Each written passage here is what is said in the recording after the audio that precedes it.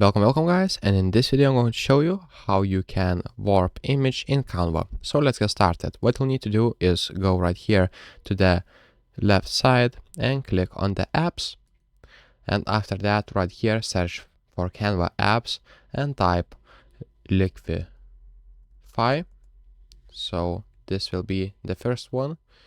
Click on this one and click again on Liquify like this. Now click open.